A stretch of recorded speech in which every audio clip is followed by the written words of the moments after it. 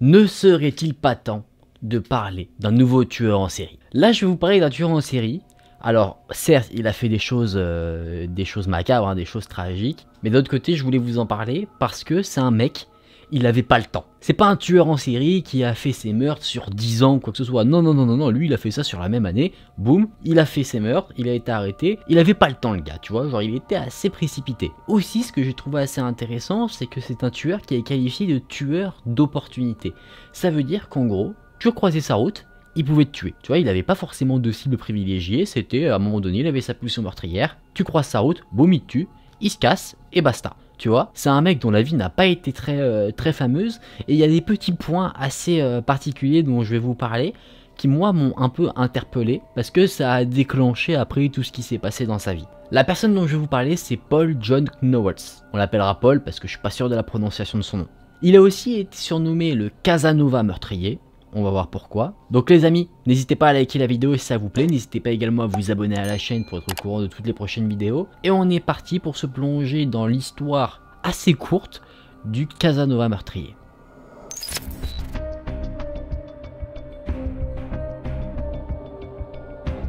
Paul est né à Orlando en Floride et déjà, il avait pas ton temps.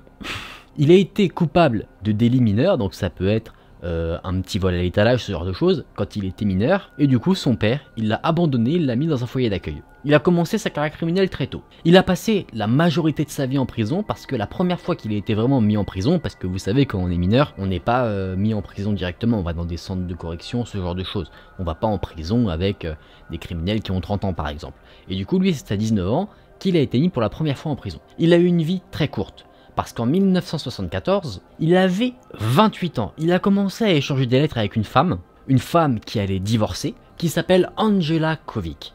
Cette femme-là va tomber amoureuse de lui et lui va tomber amoureux d'elle. Et d'ailleurs, plusieurs fois, cette femme-là va aller lui rendre visite en prison. À la première visite qu'elle lui a faite, Paul l'a demandé en mariage. Elle a accepté et du coup, cette femme a tout mis en œuvre, notamment en payant des frais d'avocat pour libérer Paul. Paul, il est content, normal. Il se dit, je vais prendre l'avion et je vais aller la rejoindre en Californie. Sauf que le temps que tout se mette en place, Angela Kovic, qui était un peu attirée par le spirituel, elle aimait bien consulter des médiums, eh bien elle va changer d'avis. Je vous explique. En gros, elle est allée voir un médium, et le médium lui a dit « Attention, attention, un homme très dangereux va arriver dans votre vie. » Immédiatement, Angela Kovic, elle fait le lien avec Paul, et du coup, elle dit « On arrête tout, on arrête de sortir ensemble, et en plus de ça, il n'y aura pas de mariage. » Paul, il est sur les fesses, et ça se comprend. Mais c'est là qu'il commence à péter un câble. Ça, c'est pas vérifié à 100%, mais il dit que la nuit où il s'est fait quitter, il a tué 3 personnes. Il les aurait tuées dans les rues de San Francisco, comme ça, au hasard. Après ça, Paul retourne en Floride, et là il est arrêté de nouveau parce qu'il s'est fighté dans un bar et il a voulu planter le barman. Il est enfermé, pas pendant très longtemps parce que il s'échappe de sa cellule. Le 26 juillet 1974 précisément. Et c'est là qu'officiellement, la série de meurtres de Paul Knowles va commencer. Et comme je vous l'ai dit, c'était un mec qui avait pas le temps. Son aventure macabre va durer 4 mois. Et elle va commencer à partir du moment où il s'est échappé de sa cellule. Selon ce que Paul a avoué, la nuit même où il s'est évadé, il s'est infiltré dans la maison d'une vieille personne, Alice Curtis, qui était âgée de 65 ans. Il l'a volée, que ce soit en argent ou en objet de valeur. Il a pris ses clés de voiture pour partir avec et il l'a étranglée à mort. Cette personne avait 2 filles. Une jeune fille de 11 ans et une jeune fille de 7 ans. Sauf que ces 2 filles-là ont disparu. On ne sait pas si Paul les a tuées ou si elles ont juste disparu comme ça dans la nature. On avance un petit peu, on était au mois de juillet, on arrive au mois d'août. Là, Paul assassine une jeune fille qui marchait tranquillement dans la rue. Elle est entrée chez elle, parce que ses parents étaient divorcés, du coup elle faisait le voyage de chez son père à chez sa mère. Et c'est pendant le voyage, pendant qu'elle était dans la rue, que Paul lui est tombé dessus et l'a assassinée.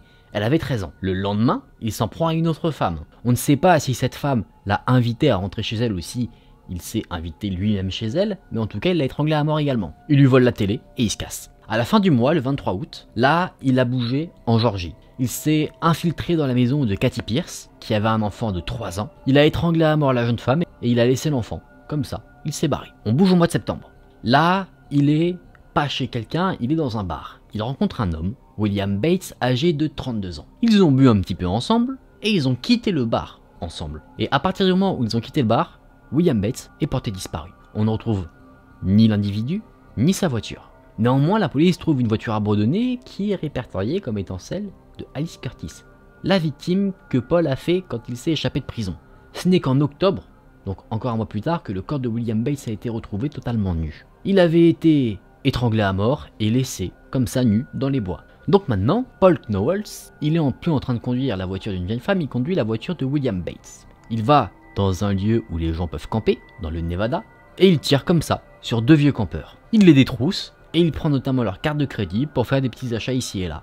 Le 21 septembre au Texas, sa série de meurtres continue, où là il va tuer une motard. Sauf que là il va pas juste la tuer, il va aussi abuser d'elle. Avant de partir, il va cacher un petit peu son corps, maladroitement, parce qu'il c'est pas forcément quelqu'un de très organisé, donc tu vois, il met le corps dans une forêt, il met quelques feuilles dessus et il se casse. Après ça, il va en Alabama et il rencontre Ann Dawson. Il va pas la tuer directement, il va voyager un peu avec elle, et on ne sait pas dire s'il l'a forcée à voyager avec ou si elle était totalement consentante parce qu'elle a payé certaines factures. Néanmoins, son sort a été le même que les autres. Elle a été étranglée, et son corps lui n'a pas été laissé dans un bois, il a été jeté dans une rivière. On n'a jamais retrouvé son corps. On avance encore d'un mois, en octobre. Là, Paul est dans le Connecticut. Il s'infiltre dans la maison de Karen Wine, où elle vit avec sa fille de 16 ans. Il les tue et abuse d'elle, les deux. Il s'est barré avec un enregistreur audio. Il vole des trucs ici et là, ça n'a aucun sens, sachant qu'il a l'air aussi d'être en cavale, parce que rappelez-vous, il s'est quand même enfui de prison, donc à un moment donné, il vole une télévision, maintenant il vole des trucs, c'est comme si en vrai il cherchait à se construire sa petite maison quelque part en volant des trucs ici et là. Après ça, Paul part en Virginie, là il s'infiltre encore une fois dans une maison, la maison de Doris Ozzie âgée de 53 ans, et il lui tire dessus. Et là où c'est assez vil comme action, c'est qu'il lui tire dessus non pas avec une arme qu'il avait sur lui, il tire sur la femme avec le fusil de son mari. Sauf qu'il la tue et il s'en va. Tu vois, donc c'est fou de voir cet homme qui n'a aucun vrai mobile pour tuer les gens qu'il tue. Tu vois, t'en as, c'est pour abuser des gens, il y en a, c'est le cambriolage. Lui, des fois, il vole un truc, des fois pas du tout. C'est vraiment son délire, c'est juste tuer quelqu'un comme ça au hasard. Il n'y a même pas de profil type à ses victimes, tu vois, ça peut être des jeunes, des plus vieux, des gens d'âge moyen, hommes, femmes. Il s'en fout. Tu vois, c'est vraiment, comme je le disais dans l'intro de la vidéo, c'est ce qu'on appelle un tueur d'opportunité. C'est il voit quelqu'un, il se dit, tiens, cette personne-là a l'air peut-être un peu solitaire, un peu fragile, une cible facile, banco. Toujours en conduisant la voiture de William Bates, hein, je veux dire, il n'a pas forcément changé de véhicule à de nombreuses reprises, il part en Floride. Donc là, Paul, il est toujours au volant de la voiture de William Bates. Il prend 2 autostoppeurs, et son intention est claire, tuer les 2 autostoppeurs qu'il a pris. Sauf que son plan est un peu contrarié.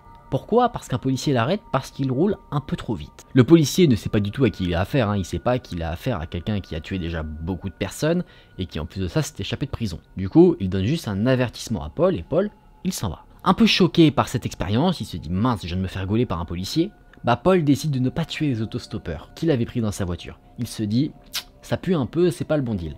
Du coup, il les dépose à Miami. Il contacte un avocat, l'avocat que lui avait payé justement l'épouse qu'il a failli avoir, et son avocat lui dit, frérot, t'abuses, vraiment, tu devrais te rendre. Sauf que Paul, lui, veut pas du tout se rendre. Il arrange un rendez-vous avec cet avocat, ils se rencontrent et ils se taillent avant que la police n'arrive parce que l'avocat avait prévenu la police. On bouge en novembre, dernier mois de sa cavale. Le 6 du mois, toujours en 1974, il est en Georgie. Il devient ami avec quelqu'un, Carswell Carr, et cet individu l'invite à passer la nuit chez lui. Mauvaise idée. Les 2 hommes sont bourrés, parce qu'ils picolent pas mal, et du coup, qu'est-ce que pourrait bien faire Paul? Quand tu le connais un petit peu comme ça par rapport à ce que je vous ai dit. Est-ce qu'il faut un petit bras de fer? Est-ce qu'il faut un petit Fortnite? Pas du tout. Ce qu'il fait, c'est qu'il poignarde son nouvel ami, comme ça. Mais c'est pas tout.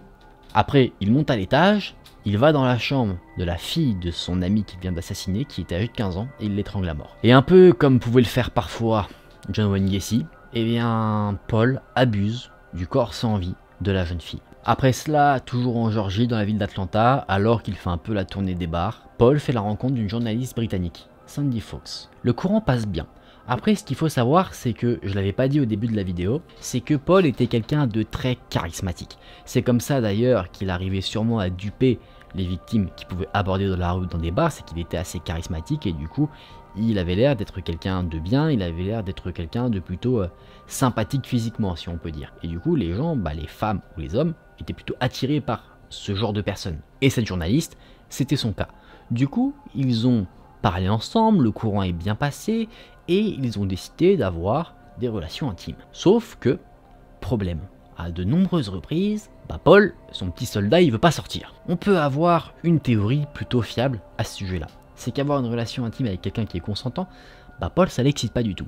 Lui ce qu'il veut c'est que ce soit forcé, que ce soit non voulu, c'est ça qui lui permet que le petit soldat il se mette au garde à vous. Donc au bout d'un moment, la journaliste et lui, bah ils se séparent, hein. Et le lendemain de la séparation, Paul il va voir une connaissance de la journaliste britannique. Une femme qui s'appelle Susan Mackenzie, et en gros, là il a une relation intime avec elle, en la forçant, en la menaçant avec une arme à feu. La femme arrive quand même à s'enfuir et elle va prévenir la police. La police arrive là où se trouvait Paul, mais malheureusement, Paul arrive à s'enfuir et à ne pas être arrêté.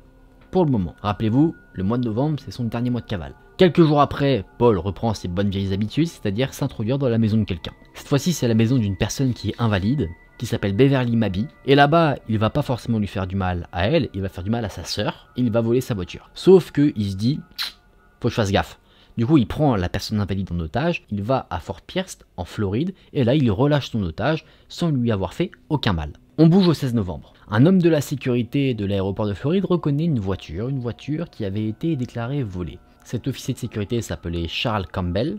Il a voulu arrêter Paul qui se trouvait dans la voiture, mais Paul a réussi, étant assez jeune, il avait 28 ans, il a réussi à se débattre, à dégager l'arme à feu de l'officier et à le prendre en otage. Il a volé la voiture de patrouille de l'officier de sécurité. Il a utilisé la sirène pour arrêter une voiture, pour en fait avoir une voiture juste plus discrète. Sauf que dans la voiture qu'il a arrêtée, il y avait une personne, James Meyer, et maintenant, Paul, il se retrouvait avec 2 otages. Il les a emmenés dans un endroit un peu isolé, au milieu des bois, dans le comté de Pulaski, en Georgie. Il les a attachés et les a abattus, les 2, d'une balle dans la tête. Paul a repris la voiture, sauf que là maintenant il était bien recherché. Il avait pris en otage un officier de sécurité, quelqu'un qui patrouillait dans les aéroports, qui était affilié à la police, donc là maintenant, on va dire, sa cavale prenait un autre tournant. Donc, là il est recherché, il crache sa voiture dans un barrage fait par la police, et il s'enfuit à pied. Sauf que là il est vu en train de s'enfuir, il échange quelques coups de feu, et lui il se prend une balle dans le pied.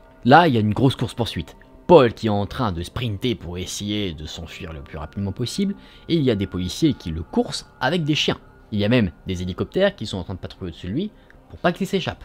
Il y a même des civils qui se joignent aux forces de police pour le capturer. Et c'est donc le 17 novembre, un jeune homme de 27 ans qui avait participé à la guerre du Vietnam, du nom de David Clark, qui va réussir à l'intercepter. Il va les ramener chez des gens pour appeler la police, et la police va finalement arrêter, enfin, après quelques mois de cavale, Paul Knowles. Il est foutu. Sur ça, il le sait. Il avoue 35 meurtres. Néanmoins, par rapport au corps qu'on a pu retrouver, il n'y en a que 20 qui sont officialisés. Encore une fois, Paul est gardé pendant 1 mois, mais il ne va pas connaître une fin comme les autres tueurs dont j'ai pu parler. Il n'a pas été condamné. Il s'est passé quelque chose d'autre. En gros, il a été transporté pour être amené dans un autre état pour qu'il soit confronté à la justice. Paul était menotté à l'arrière du véhicule et il a réussi à attraper une des armes des officiers, sauf que l'arme, elle était rangée dans le petit étui que les officiers de police ont à la ceinture. Du coup, il a réussi à arracher cette sorte de ceinture et il commençait à étrangler un des officiers de police. Et le mec, il s'arrêtait jamais. Là, il y a eu une sommation qui a été faite par l'autre policier qui lui a dit de relâcher son collègue, sauf que Paul, il n'en fait rien. Du coup, il a été abattu de 3 balles dans le torse, qui a tué Paul instantanément. C'est ça qui a mis fin à sa vie et à sa carrière criminelle. Vous voyez, en très peu de temps, il s'est passé beaucoup de choses dans sa vie. Il est décédé, il avait 28 ans, hein, vraiment. Il est sorti de prison quand il s'est enfui et qu'il a commencé ensuite sa série de meurtres. Il avait 28 ans, il n'a pas eu un autre anniversaire. C'est là que cette histoire se termine. C'était une histoire, moi, que j'ai trouvé intéressante. C'est pas encore une fois l'histoire la plus folle où le mec, il fait 50 milliards de choses, il est très organisé. Justement, lui, comme je vous l'ai dit, c'est un tueur d'opportunités. Il aurait pu tuer n'importe qui. Des enfants, des personnes invalides, des vieilles personnes, des personnes d'âge moyen, des autostoppeurs, des gens qui sont en train de camper tranquillement dans la forêt. Il s'en foutait. Il n'avait pas un terrain de chasse bien défini, vraiment. Il croisait quelqu'un, ça aurait pu être sa victime. Et c'est ça qui est fou dans cette histoire, je trouve. Et vous voyez, en très peu de temps, il a quand même tué beaucoup de monde. Imaginez s'il n'avait pas été arrêté sur plusieurs années, ce que ça aurait pu donner. Sachant qu'il n'a même pas perduré 1 an. Hein. Donc imagine déjà juste en... Attends, ça fait combien de temps août, septembre, octobre, novembre. En 4 mois, 30 personnes. C'est un nombre incroyable. Les amis, je vous propose qu'on se remette dans une ambiance plus tranquille pour débriefer tranquillement de cette histoire de tueur plutôt pressé. Alors cette histoire, je t'ai dit, ce mec il a pas ton temps. Hein. Genre c'est comme s'il était pourchassé par la faucheuse derrière lui et qui voulait tuer le plus de monde avant de se faire gauler. En tout cas c'est un mec qui est mort très jeune, d'où son nom du Casanova meurtrier, c'est parce qu'en soi il arrivait sûrement à charmer ses victimes, après on ne le sait pas forcément, parce que ses victimes sont décédées pour la plupart. Pour celles chez qui il ne s'est pas introduit, c'est qu'il avait certainement un talent aussi oratoire. Après on ne peut pas forcément le prouver parce qu'il n'a pas eu d'audience, donc on ne sait pas forcément si il parlait bien, s'il avait un bon parler, qu'il arrivait à convaincre, qu'il avait une capacité de persuasion un peu hors du commun. Ça on ne le sait pas du tout, vu que on ne l'a pas forcément beaucoup vu parler sans que les personnes à qui il parlait décèdent. En tout cas une histoire bien intéressante, histoire courte, mais c'est pas parce que c'est court que c'est pas intense. Et il faut pas sortir ça du contexte. Les amis, j'espère que cette histoire vous a intéressé, que vous avez peut-être appris des choses. N'hésitez pas à me dire en commentaire ce que vous avez pensé de cette histoire. N'hésitez pas également à vous abonner à la chaîne et à liker la vidéo. Pour le soutien, ça fait vraiment toujours plaisir. Merci d'avoir regardé la vidéo, c'était un plaisir pour moi de partager cette histoire avec vous. On se dit à très vite dans une prochaine vidéo, prenez soin de vous, c'était Aken. Salut!